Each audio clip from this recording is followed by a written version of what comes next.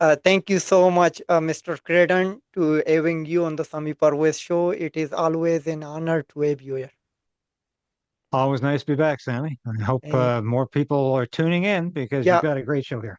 yeah, thank you. And all because of you, the support you gave, and you Huh. show up, and then you share the video after uploading on the Sami Parvez Show on our YouTube channel. So it gave a big boost. I know like how the trend is going, you know. Yeah, Yeah, and that's mostly good. Well, we're happy to help out. thank you very much, sir. I appreciate it. Let's talk about Trudeau dance in Toronto while Montreal was burning.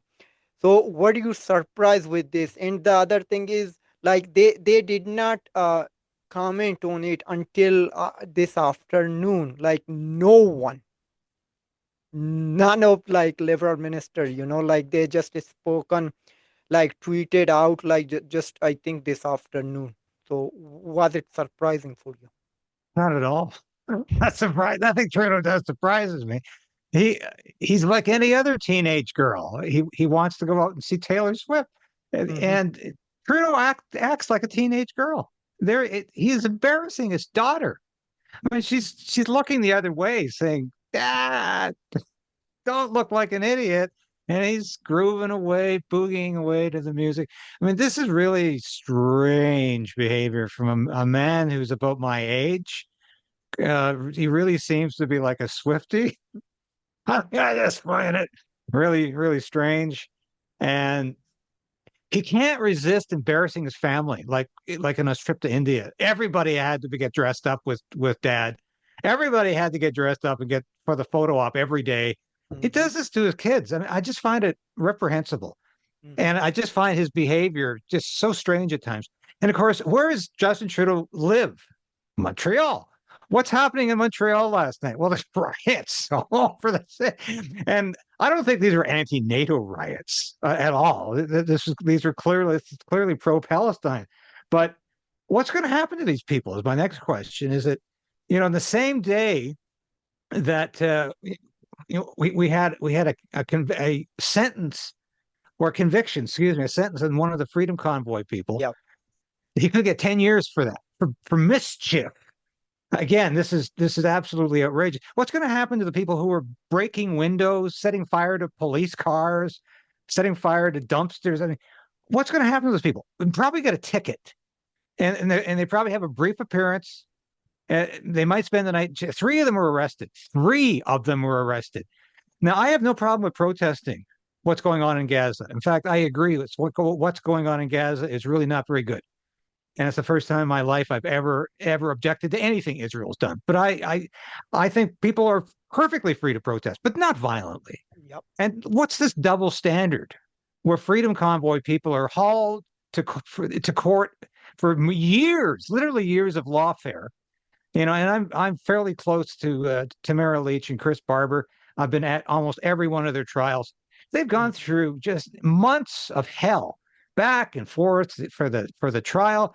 Now they're wondering, they're going to find us guilty of mischief because they found, and I really, really think there's a double standard here. And Justin Trudeau just everybody's making the same analogy. Justin Trudeau dances to Taylor Swift while Montreal burns.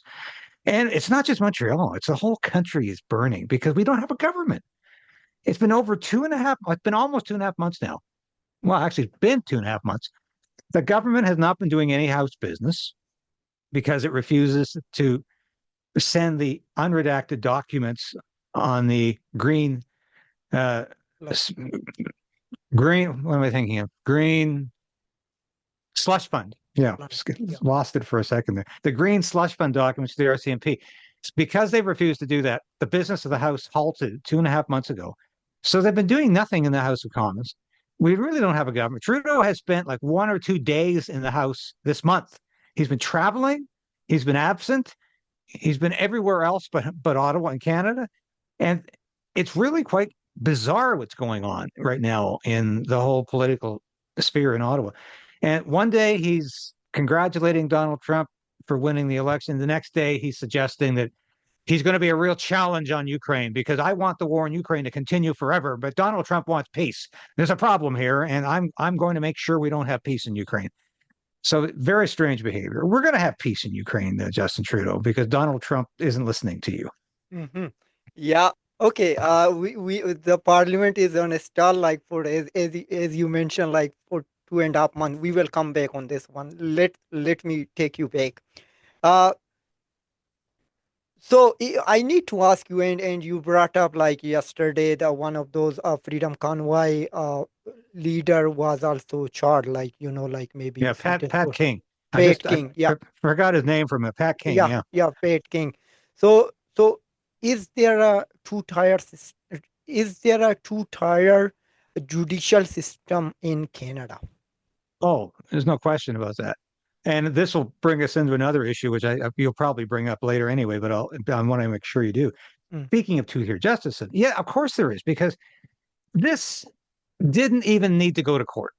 There was a decision made to bring all of these people to court. And there's been others as well that have never even made it onto the pages of the newspapers or been mentioned in the mainstream media. There's been a lot of people hauled before that provincial courthouse in Ottawa, where I went to see Tamara and Chris every day get deluged.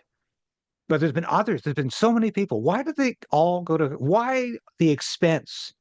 I mean, this trial of Chris Barber and Tamara Leach alone went on for over a year, and we're still waiting for a verdict in sometime in early 2025, which will make this like a 1.5 year long trial for couple of mischief charges. As I like to say, this is the sort of thing, mischief is what happens at a wedding when you have a fight in the wedding party and people get drunk and they have a little dust up. That's mischief. But when those people never end up in year and a half long trials. But that's exactly what happened here, and it's what happened to Pat King. He didn't even get his bank account unfrozen until recently. There was a fundraising event in Ottawa here at the end of September for Pat King, because the guy's broke.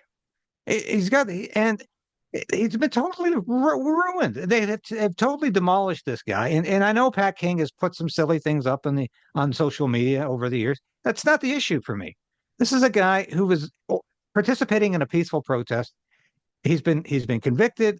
I don't think he's going to get 10 years in prison, but even if he gets one day in prison, it's an outrage because he shouldn't be there. There was a political decision to take these people to court, and it's a political decision not to go after a mob in Montreal and charge these people, or for that matter, the mobs that have been going around Canada, intimidating people with violent protest. And I don't care what side of the issue you're on. I mean, if you're pro-Israel, you're pro-Palestine, demonstrate peacefully or not at all.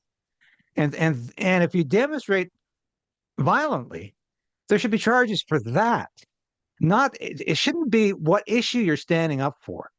It shouldn't be whether or not you support Israel, you support Palestine. And then it shouldn't be whether you are against COVID-19 mandates. That's not the issue. It's whether you're protesting properly, you're protesting peacefully. And believe me, I was there almost every day at the Freedom Convoy protest in February 2022. It was a peaceful protest every day, thoroughly. So it's a political decision, and yes, it's two-tiered justice. There's no question about it.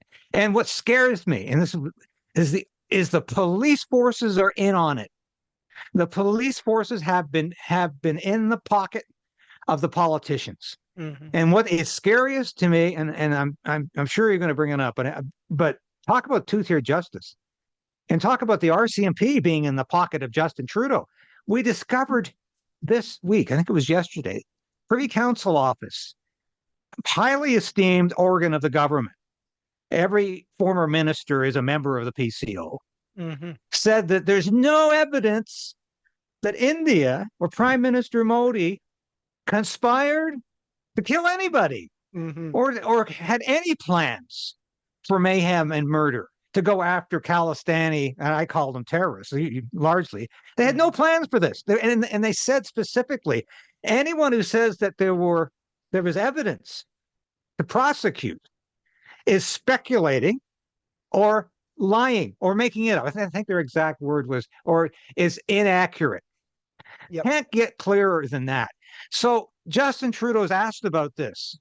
Mr. Trudeau, the PCO is saying that there's no evidence that India was trying to kill anybody. So why did they all get sent back to India? Why did the diplomats all get sent back? Trudeau has the gall to pretend it wasn't me that released that story. It was a whistleblower. It was a criminal. He called him a criminal whistleblower. He's responsible. He got it wrong. And he released the news. And I'm scratching my head and I'm saying, no, I was watching the news conference on October 14th. It was you who said India is conspiring and there's evidence. He distinctly said there's evidence to link Prime Minister Modi of India to these crimes, these alleged crimes, these supposed crimes. And Trudeau did a double lie. He lied about the evidence on October 14th. Then he lied about being the one who was spreading the false news. He's the one that went out there with the news conference, and he had his public safety minister, Dominic LeBlanc, standing behind him, and his foreign affairs minister, Melanie Joly, standing behind him, nodding in approval while he said India was guilty of this. And it turned out to be a completely made up story. But what's scary here, Sammy, it's not just a political act here. The RCMP went along with this. They had their own news conference and claimed that there was evidence out there. Yes. Now, we can't really comment much on it, but we've got evidence and we're pursuing it. Clearly, the RCMP is in the pocket of Justin Trudeau. And this is why they don't prosecute Justin Trudeau when he clearly is going over the ethical and perhaps legal line at times. No indication that they really want to go after Justin Trudeau, but they sure want to back him up with his stories. I found this chilling, and I don't see enough reporters out there today questioning this and saying, my God, have we got a politicized national police force? Is the RCMP prepared to back up whatever lies Justin Trudeau comes up with? Clearly they are. And this is frightening. And there was not a single reporter at that news conference who said to Trudeau, just a minute, Mr. Prime Minister, it wasn't a whistleblower who started this rumor about India being guilty of trying to murder people. It was you. Not a single reporter in that room thought to even ask that question or to challenge Trudeau in his balderdash, his bald-faced lie. And I find that really disturbing. And it's something I'm getting very passionate about because this country is in danger when the RCMP backs up political lawfare, and when the RCMP backs up lies, political lies. And when the press, the media corps, doesn't even question Justin Trudeau when he just lies through his face about this whole incident. So there's more two-tier justice for you. Yeah, you are absolutely right. What we saw, like they are still keep pushing with respect to Freedom Convoy. Those charges, not only those leaders, maybe there could be some other participants who are not on the mainstream. Like we don't know them. Like the number could be higher. I think I was listening one day. There. Uh, on X space, like they were saying, it mean there could be more people are facing still charges due to that Freedom Convoy. This is all. It is completely turned to political.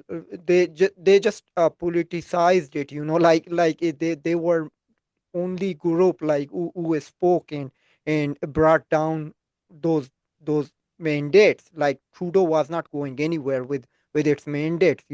And as you brought up, like RCMP, we saw like what happened back in 2020, a Nova Scotia shooting. Then during their investigation, and Trudeau forced the former RCMP commissioner to share those investigation. It means we must know that those weapons were used. Like he was also trying to bring back a gun buyback and ban those weapons from particularly with that incident where more than 20 people were killed. You know, Yeah, so so it, he was. And Brenda Lucky, who was the commissioner of the RCMP at yeah. the time, repeated all of his gun control talking points, Hmm. just as if she was reading from a script. And that's another, yeah, it's an excellent example how the RCMP has been in the pocket of Justin Trudeau in this Liberal government for quite some time. Hmm. Yeah. Okay, so let's move to like Randy Bosno. He stepped down. The word did not use a step down or he got fired. Trudeau and Bosno agreed that Bosno will step aside. Step Like the aside. context they used. Like it was not a term he resigned or he got fired. So how do you take it? Well, they can't even be clear about somebody being fired or resigning. It's one or the other. You don't step aside as a cabinet minister when you've got all of this baggage in your corner. And clearly, this guy lied about being Big Eagle. As I mean, and to such an extent that it's embarrassing to watch the clips where he claims, to be his great grandmother was a pure or a Cree Indian, as they would have said in those days, and he is part of this Aboriginal culture. He just lied about his identity. So apparently, his company could try to get the benefits of a economic program geared for Aboriginals, geared for the Indigenous. Now, whether or not we should be having special programs for different races in this country, that's another question. But to lie about it so you can benefit off a government program, that's pretty low. That really is. And it's not just unethical, it's disgusting. But it's not just that. There's a criminal investigation going on in Edmonton. Once again, the mainstream media has not talked about this. I talked about it today on my show. And there's a criminal investigation because of Boissonneau's very strange behavior when he was still a owner of this health care company and a cabinet minister at the same time. Now, clearly he was the other Randy being talked about. He was texting, he was involved in the business. He was clearly acting as a business owner at the same time he was a cabinet minister. Now the RCMP Hmm. is investigating this. I don't know if they're going to be too diligent about it, but was that really the issue here? What did he become just too hot to handle? Is Boissonneau just too hot to handle in terms of this and his lying about his what's it called? Indigeneity is the word they're using, which I'd never heard before this week. But is that really the issue? And was he fired? I think he was, yeah, because clearly Trudeau made the announcement before Boissonneau did. It was just before question period, on Wednesday, I think, Yep. where Trudeau announced he was stepping aside. I don't think Boissonneau was even aware of it yet. Mhm. But if you watch question period, every time there's a question asked, I mean, if he gets up at all to answer the question, it's a pathetic response. But there's not a single liberal in the front bench who even bothers to defend him anymore because he's damaged goods. He's really just the way he behaved was not just unethical and potentially illegal. We're not sure about that yet. It could be, it could not be. But it was just so stupid for a cabinet minister to behave this way that after a while, you even alienate your colleagues, even liberal colleagues, who are saying this guy is just not very good for this government. And I think he's lost all of his support in the caucus. So I don't see him stepping back into a cabinet position Mhm. before this government falls. And it's probably the end of his political career. He will be defeated in the next election. That's my prediction. He's going to lose his seat in Edmonton Center because Mhm. even Edmonton Center, as liberal as that constituency is, I don't think they're going to. They're not going to send this guy back. He has just acted just beyond the pale, Mhm. and his behavior is just. He deserves to be defeated in the next election, no question. Mhm. And we always see like whenever a minister is lying or an MP is lying or prime minister or premier, anyone, any elected official in Canada, particularly whenever they lie, but they don't face any consequences. Are we lack of laws? Well, no, they don't. They don't face any consequences. They can defame people's reputations in the House of Commons. They have parliamentary privilege to do that. I don't necessarily think that's a bad thing, but they walk away from these scandals And there's no sense of shame anymore Mhm. from these people that they have told these bald-faced lies. And when Boissonneau was supposedly apologizing for lying about his indigenous ancestry, he didn't even do that. Yeah. He just said he was a little confused. He wouldn't admit that he lied, that he made this up. It was manufactured. It was not true. He just said, I was a little confused. I wasn't clear. And I wasn't clear with you. No, you lied. That's why you weren't clear. And they have no sense of wrongdoing. They have no sense of shame. And they just think, well, people will forgive me for doing this. And I don't think voters will, to tell you the truth, even in Edmonton Center. But there is no, there's a complete lack of ethics. And look at all the stuff that Trudeau's gone through. I mean, I think at another time, if a prime minister had have been shown to be doing blackface routines at the same time he was accusing everybody who opposes him of being a racist, I think the guy would have probably stepped down in disgrace because I mean this is really really too much. Here's the prime minister. If you oppose him, you're a racist. I don't know why, but you are. And that's his response to any political opponent. He brings out the race card and accuses his opponents of being racist. This is the guy who's doing blackface routines. I think that's racist. And yet it was no bother to Trudeau. In fact, he blamed Quebec and Montreal, saying, I grew up in a very racist city. Mhm. It's Montreal's fault, not my fault. Uh, it was their fault. It was everybody in Montreal that did this to me. And I can't, don't ask me to be in the least repentant about my behavior. And he walked away from that. He's walked away from scandal after scandal, personal and professional. No prime minister has been beset by so many personal and professional scandals as this prime minister. And he remains completely insouciant, completely above all of this as if it doesn't affect him. But that's the definition of a narcissistic individual. He is purely narcissistic. He never thinks the problem is him. It's always somebody else's problem. And he projects his problems on other people, which I think is why he calls everybody he doesn't agree with as a racist, as sexist. He's terribly misogynistic. Talk to female MPs who have Mhm. dealt with him. And Yeah. yet he calls himself a proto-feminist. It's ludicrous. But that's the way this man is. He is the most unethical prime minister we've ever had, and the one who refuses to ever acknowledge his own faults. And I think that's a very, very dangerous trait in any man or woman, but especially in a political leader, anybody who can't recognize they made a mistake. That's very dangerous because they'll keep making mistakes. Mhm. Yeah, and how long this parliament would last? Like this liberal government? Are we going to have an election before Christmas or next year as soon as Anything April, March? anything is possible right now, Sammy. I was predicting an election right about now.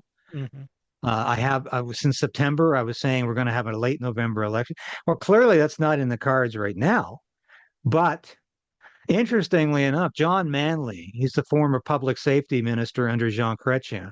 He's what we used to call, well, I guess we still do, a blue liberal. He's a small c conservative type liberal who was always a little uncomfortable with people like Justin Trudeau in the party.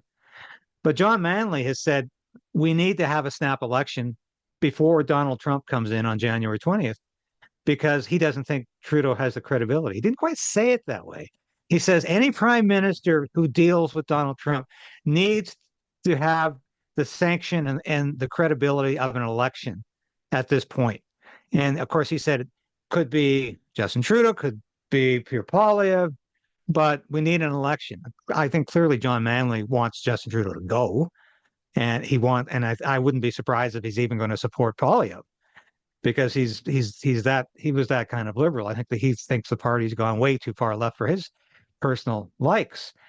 But when you get people like that who really have a lot of political clout in terms of having been there in cabinet for many years, I think that means something. So we could still see a January election after Christmas. I think we're probably going to limp towards Christmas, which is just a month away.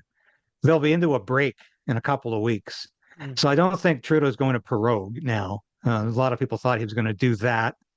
I don't think that's even a possibility now. But an election before Christmas, I doubt it very much because there's just not enough time at this point.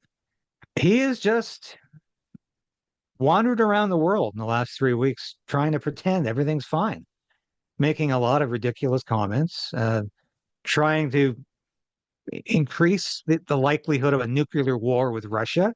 He's Mhm. not being helpful. He said it was a great thing that Joe Biden sent missiles to Ukraine and that they can use them against targets within Russia, which would be like a declaration of war because it takes United States operators to use those missiles. Ukrainians can't use the attack of missiles without American support. So this will be an American attack on Russia. I hope and pray that Vladimir Putin is saying this will not last beyond January 20th. There's going to be a man with some sense and credibility and sanity coming into the White House. Joe Biden is vacant right now. He's not making these decisions. He's clearly not in control. Nobody seems to be completely in control of the White House right now. Just like in Canada, we don't seem to have a prime minister anymore.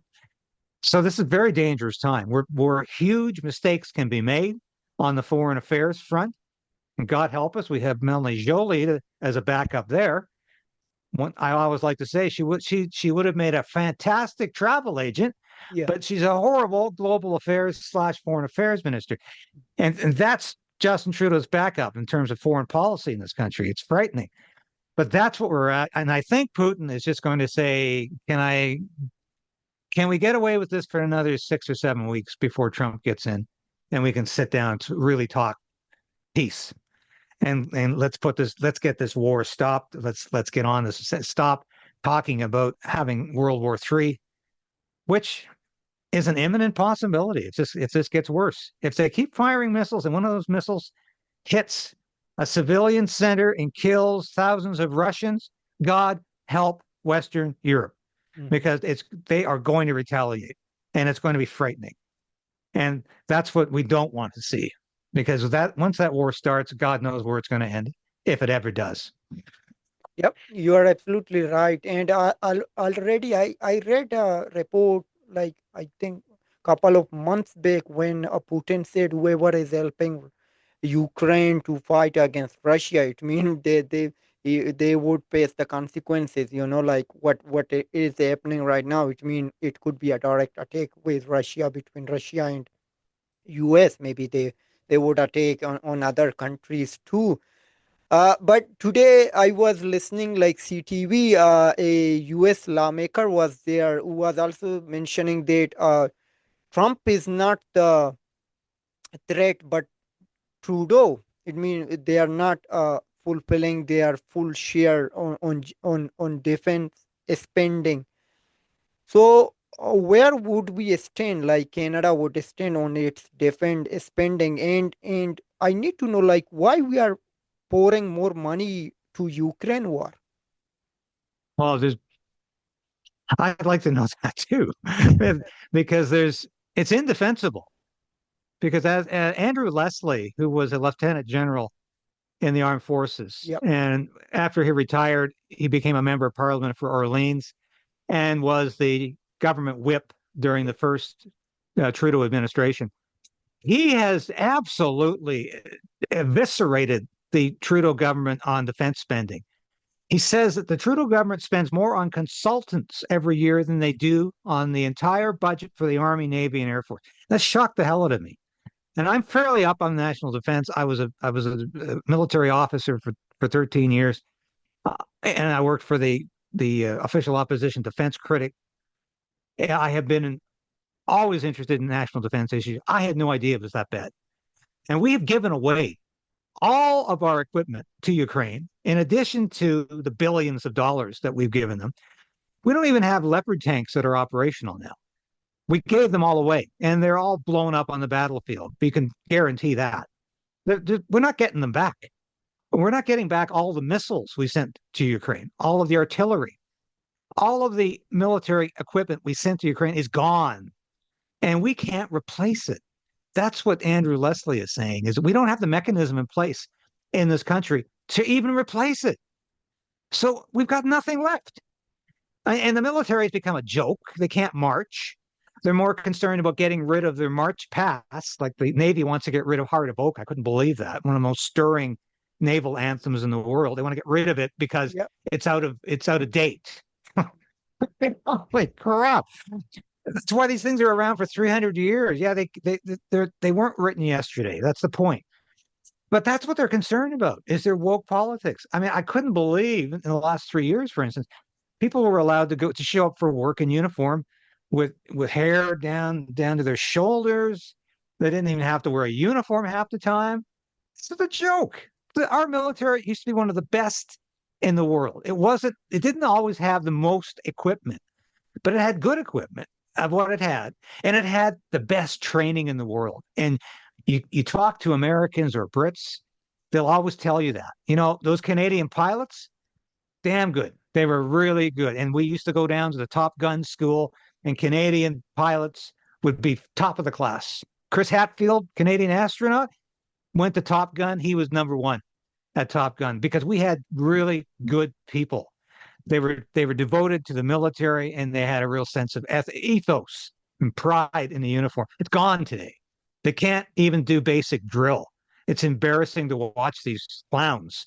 This is what the military is becoming. And it's not all that bad, but there is a sense that the whole organization has become a mirror image of what the Liberal Party is, and it reflects all of the bad qualities of this government, all of the wokeism, all of the DEI obsessions, all of the things that are not important to how a military operates. Nothing about operational effectiveness. And I'm sure that there's a lot of senior officers, not the generals. The generals are in on it, but there's probably a lot of senior NCOs, like the warrant officers, the chief warrant officers, who are just disgusted at what's happened to their military under Justin Trudeau. And I know there's a lot of good people in it, but they have lost control of their own military. It's been taken over by people who don't really care about it. And it's shocking to me what's happened here. And why do we want to give billions? Get back to your question. Mm-hmm. Because it's a distraction for Justin Trudeau, and unfortunately for Pierre Poilievre too, because he hasn't woken up to the fact yet that most grassroots conservatives don't want this war to keep going. They don't want to give billions to Ukraine, and he has been in lockstep with Justin Trudeau. He's been afraid to speak out against it because he doesn't want to be declared a puppet of Putin or a agent of Russia, which is the other code word in Ottawa right now. If you say anything against Justin Trudeau, now you're a Russian agent. If you say anything about the war in Ukraine being possibly a dangerous or bad thing, you're a Russian agent. You're working for Vladimir Putin. And we've got journalists being hauled in front of I call it the House Un-Canadian Activities Committee, because it reminds me of the House Un-American Activities Committee that used to rule from the 1950s to the 1970s, where they would haul people in front of them and make absolutely outlandish accusations about them being a member of the Communist Party without any evidence at all sometimes. And these people's reputations were ruined. They couldn't get jobs. They were blacklisted because people in Congress just made up names. They made up stories about them. And that's exactly what's going on right now in Ottawa. If you're a journalist who doesn't like Justin Trudeau and reports stories that are negative about the Liberal government, you'll get hauled in front of the House, and it's actually the Security Committee. I'm calling it the House Un-Canadian Activities Committee. And you'll be told that you're a Russian agent because you're working against Canada if you don't like Justin Trudeau. And unfortunately, too many conservatives are getting on the bandwagon with this, and it's dangerous and it's bad.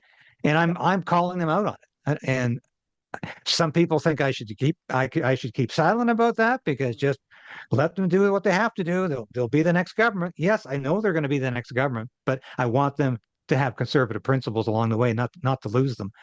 So this very dangerous what's going on right now with misinformation, disinformation, accusing people of being Russian agents, even if there's not the shred of evidence. I mean, David Pugliese, for instance, too, another Ottawa Citizen reporter. He's been doing that job for 30 years at least. Yeah. And suddenly he's a Russian agent.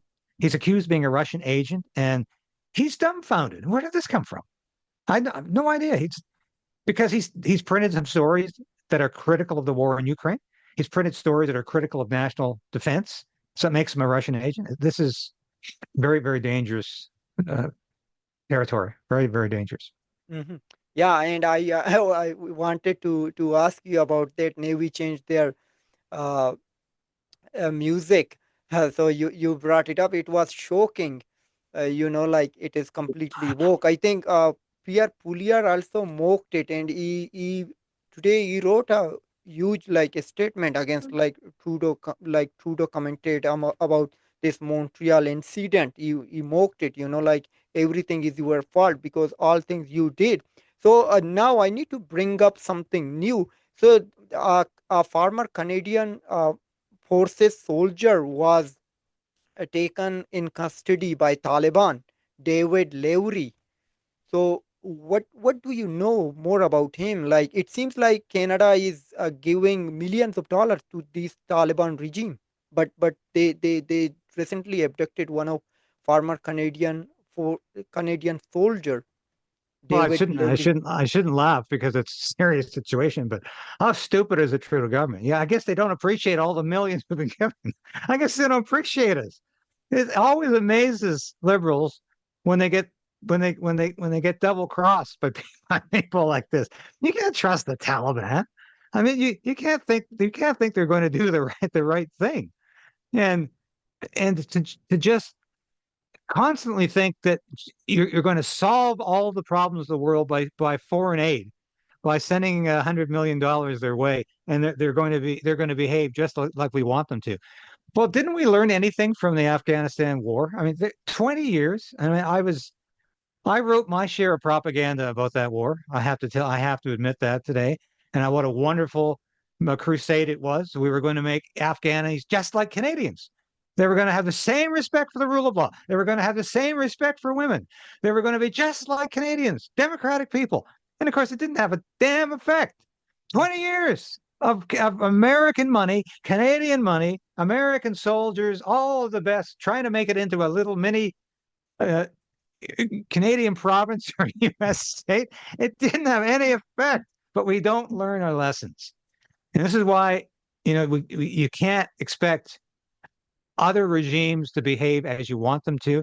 And you certainly don't want to invade them and spend 20 years occupying them and thinking it's going to have anything except it's going to produce anything but resentment and anger. So this is a situation that I don't know if it could have been avoided, but it certainly is something that the Trudeau government can't be proud of, and exhibits again that they don't understand who their friends and enemies really are, and they never do, and they always think they can solve it with foreign aid. And you can't solve any of these issues with foreign aid. Okay. Okay. Thank you so much, David, for joining me this evening. And hopefully, looking forward to having you again on the next week. It is always, sir, great to have you here. Well, pleasure to be here, Sammy, and we'll be back again next week. Yeah. Thank you. Thank you so much, sir. You take care, Bye please. for now. Yeah. Bye. Take care. Have a good weekend.